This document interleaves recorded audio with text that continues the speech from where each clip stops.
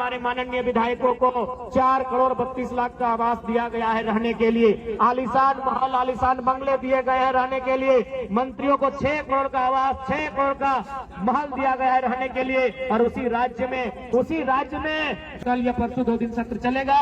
जो भी पद यात्रा करके विशेषकर जो 180 किलोमीटर चले हैं उन्हीं में से 5 या 7 प्रतिनिधिमंडल का चयन किया जाए और वो मुख्यमंत्री से भी मिलेंगे और महामहिम राज्यपाल से भी मिलेंगे और मिलकर हमारी जो समस्याएं हैं उन समस्याओं से उनको अवगत कराएंगे। के आधार पर स्थानीय नीति कहाँ है, खतियान के आधार पर स्थानीय नीति कहाँ है, झारखंडियों की स्थानीय नीति कहाँ है। और वही सवाल आज झारखंड लोकतांत्रिक क्रांतिकारी मोर्चा भी आपसे पूछ रहा है। इस सवाल का उत्तर आपको देना होगा माननीय मुख्यमंत्री महोदय। इस सवाल के उत्तर से आपको भागना नहीं है, इस सवाल का आपको उत्तर देना है। नहीं तो याद रखिएगा, राजनीति किसी की बपोती नहीं होती है। आज आपका है तो कल इस राज्य की जनता ये डिसाइड करेगी इस राज्य की दिशा किनके हाथों में देना है, इस राज्य की राजगद्दी को किनके हाथों में देना है।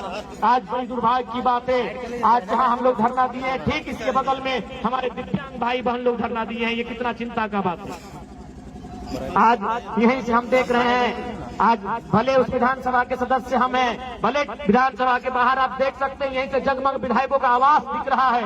आज कहीं न कहीं हमारा देश और हमारा राज्य भी विरोधाभास का राज्य बनता जा रहा है। आज हमारा झारखंड विरोधाभास का राज्य बनता जा रहा है। एक और जहां हमारे माननीय विधायकों को 4 करोड़ 32 लाख का आवास दिया गया है रहने के लिए, आलीशान महल आलीशान बंगले दिए गए हैं रहने के लिए, मंत्रियों को 6 करोड़ का आवास 6 करोड़ का महल दिया गया है रहने के लिए। और उसी राज्य में जो अपंग है, जो अपाहिज है, जिन्हें हम दिव्यांग नाम दिया गया है, जिन्हें दिव्यांग कहा जाता है, जिनका हाथ नहीं है, जिनके पांव नहीं है, जिनकी आंख सलामत नहीं है, जिनके शरीर का कोई ना कोई अंग सलामत नहीं है, आज वे लोग पेंशन पाने के लिए आंदोलन कर रहे हैं। आज कई महीनों से उनका पेंशन बंद पड़ा है। तो सोच सकते हैं आज झारखंड की दिशा को किस ओर आप लेके जा रहे हैं। इसलिए आज इस कार्यक्रम के माध्यम से राज्य की सरकार को सीधा चेतावनी होगा, राज्य की सरकार को सीधा संदेश होगा कि आप अगर हमारी जो मांगे हैं, जिन मांगों को लेकर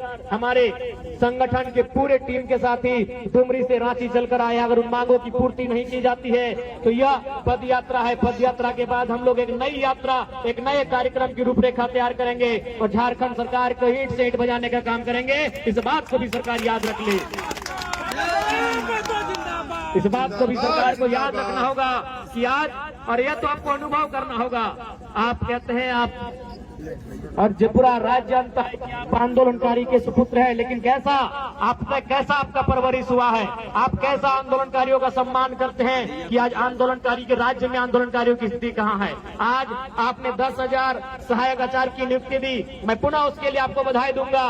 मैं पुनः आपके साथ उन 10,000 सहायक आचार्य को भी बधाई दूंगा। लेकिन सवाल ये होगा मुख्यमंत्री महोदय, आपने ये तो झारखंड की जनता को बता दिया कि आपने नौकरियां दी, लेकिन क्या आप बताएंगे कि ठेकेदारी किनको दे रहे हैं? जो 50 करोड़ का, 100 करोड़ का, 200 करोड़ का, 500 करोड़ का, 1000 करोड़ का टेंडर जो निकल रहा है, वो टेंडर आप किसको दे रहे हैं? ये भी राज्य की जनता को बताना। आज एक उपायुक्त के बगल में, उपायुक्त के पीछे, डीसी के पीछे, डीसी के आगे, डीसी के दाएं, डीसी के बाएं जो व्यक्ति खड़ा होता है, जो काम करता है, वो आउटसोर्सिंग के माध्यम से आता है। ये भी आपको बताना होगा कि झारखंड की कितनी आउटसोर्सिंग एजेंसियां झारखंड की सक्षम है। उन आउटसोर्सिंग एजेंसियों के माध्यम से चयन होने वाले कितने नौजवान, कितनी बहनें, कितने भाई झारखंडी है, ये भी आपको बताना होगा। केवल नौकरियों में आप झारखंड को केवल ये मत दिखाए कि नौकरियों में, नौकरी के अलावे भी जो आउटसोर्सिंग एजेंसियां हैं, जो ठेकेदारी प्रथा है, वहां झारखंड के लोग कितने हैं, यह भी आपको बताना होगा। इस बात को आप नहीं भूल सकते हैं। और आज बिल्कुल ये दुर्भाग्य की बात है, 25 सालों के झारखंड में अगर कुछ बदला है, इन 25 सालों के झारखंड में अगर कुछ बदला है तो केवल नेताओं का जीवन बदला है। इन 25 सालों के झारखंड में कुछ बदला है तो विधायकों का जीवन बदला है, सांसदों का जीवन बदला है। वो चुनाव जीतने के बाद हार भी जाते हैं, उनको आजीवन लाखों रुपए सैलरी दिया जाता है, उनको आजीवन लाखों रुपए की सैलरी का भुगतान किया जाता है। लेकिन आम जनता का जीवन कितना बदला है? आज आम जनता केवल छात्रवृत्ति के लिए नहीं, बल्कि हमारी माएं, हमारी बहनें जो सेविका का काम करती है, जो सहायिका काम कर रही है, जो पोषण सखी, बैंक सखी का काम कर रही है, वो भी आज धरने पर बैठी है। आज जो हमारे जेटेट परीक्षा की मांग को लेकर लोग धरने पर बैठे। हमारे सहायक आचार्य जिनकी 1600 नियुक्ति हुई थी, लेकिन नियुक्ति के बाद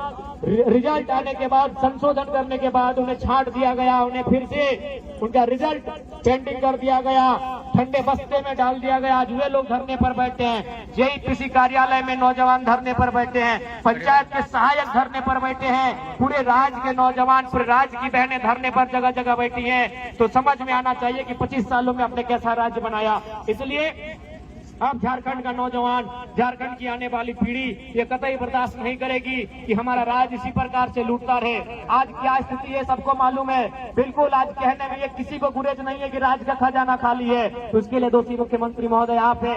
यदि राज्य का खजाना खाली है, इसका मतलब यह है कि आप विजन के साथ राज्य को नहीं चला रहे हैं। जिस राज्य में प्रतिदिन हजारों रुपए का कोयला, हजारों करोड़ का बालू अवैध रूप से निकासी किया जाता है, उस राज्य में अगर राज्य का खजाना खाली है तो उस राज्य के मुखिया की कार्यशैली पे सवाल खड़ा होगा। आज आपने लूट की इतनी छूट दे दी है कि एक साधारण सा पदाधिकारी, एक प्रखंड, एक थाना स्तर का पदाधिकारी महीने में अवैध रुपए से लाखों रुपए कमाता है। तो किसका पैसा है? राज्य का पैसा है, वो राज्य का खजाना है। लेकिन आपकी विजन आपको स्पष्ट बता रही है कि लूट की छूट है, भले खजाना भरे या ना भरे। इसलिए आज राज्य की जनता को आपको हिसाब देना होगा। और यदि राज्य की जनता को आप हिसाब नहीं देते हैं, यदि सच समय राज्य की जनता के जो मुद्दे हैं, विशेषकर स्थानीय नीति 1932 का खतियान हो या 1964 का खतियान हो या भाषा संस्कृति परंपरा का आधार हो, यदि इस राज्य के लिए आप स्थानीय नीति नहीं बनाते हैं, इस राज्य की जनता जिन्होंने आपको पलकों पे सजाया है, ये आपको धूल में मिला सकते हैं। इस बात को याद रखिएगा, क्योंकि विधानसभा शाम की आवाज है और शाम की आवाज दूर तक जाती है। और आपके पदाधिकारी, आपके मंत्री, आपके विधायक भी जरूर इस बात को सुनते हैं कि आज दिन भर जो लोग धरना पर बैठे थे, चाहे वो दिव्यांग हो, चाहे वो आंगनबाड़ी की दीदी लोग हो, चाहे वो जेल कैंप के तमाम साथीगण हो, चाहे वो सहायक आचार्य हो, चाहे वो व्यवसायिक प्रशिक्षक हो, चाहे वो किसी भी विभाग के आंदोलनकारी हो, उन्होंने किन बातों को रखा, दिन भर क्या क्या हुआ, यह आवाज आपके कानों तक जरूर जाएगी। और यदि आप में जरा भी संवेदना है, यदि आप में जरा भी नैतिकता है, तो आज आपको तमाम जो आंदोलन हुए,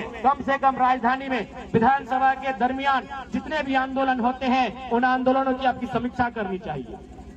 यदि आप सही में दूरदर्शी सोच के लीडर हैं, यदि आप सही में दूरगामी सोच के लीडर हैं, आपकी सोच अगर दूर तक आपको लेकर जाती है, यदि आप दूर का सोचते हैं, आप एक विजनरी लीडर हैं, तो आज दिन भर में जब से विधानसभा का सत्र चल रहा है, तब तक राजधानी में जितना आंदोलन हुआ, चाहे आंदोलन करने वाले किसी भी राजनीतिक दल के हैं, उनके मुद्दे क्या थे, और उन मुद्दों, उन मांगों की अगर आप समीक्षा करते हैं, तभी आप अपने आप को एक बेहतर लीडर कहिए। और यदि आप उन मुद्दों को, उन मांगों को यह कहकर अनसुना कर देते हैं कि आपके पास 56 सीटों की सरकार है, तो आप विजनरी लीडर नहीं है, आप अहंकारी लीडर हैं। आपको अभिमान है, आपको दर्प है, आपको घुमान है कि आप 56 सीटों के साथ सरकार में है। ऐसे में आप अपने आप को अभिमानी लीडर कह सकते हैं, विजनरी लीडर नहीं कर सकते हैं। तो यदि आप विजनरी लीडर हैं, तो आज जितने भी आंदोलन, जितने भी धरने हुए यहाँ पर, उन आंदोलनों की समीक्षा करें, उन आंदोलनों का रिपोर्ट मांगे और उसको बैठक करें और इन समस्याओं का, इन मुद्दों का निराकरण करने का प्रयास करें। ये मैं माननीय मुख्यमंत्री महोदय से कहना चाहूंगा।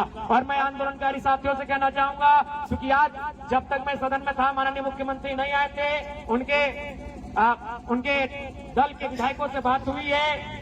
हमारे महामहिम के जो राजभवन, अभी उन्हें लोक भवन का नाम दे दिया गया है, राजभवन अब लोक भवन बन गया है, तो वहां भी बात हुई है। वो आंदोलनकारियों की प्रतिनिधि मंडल टीम से मिलेंगे, उनमें 5-7 सदस्य टीम जो भी है, आप लोग पद यात्रा करके, विशेषकर जो डुमरी से रांची तक आए हैं, आप लोग चयन कर लेंगे।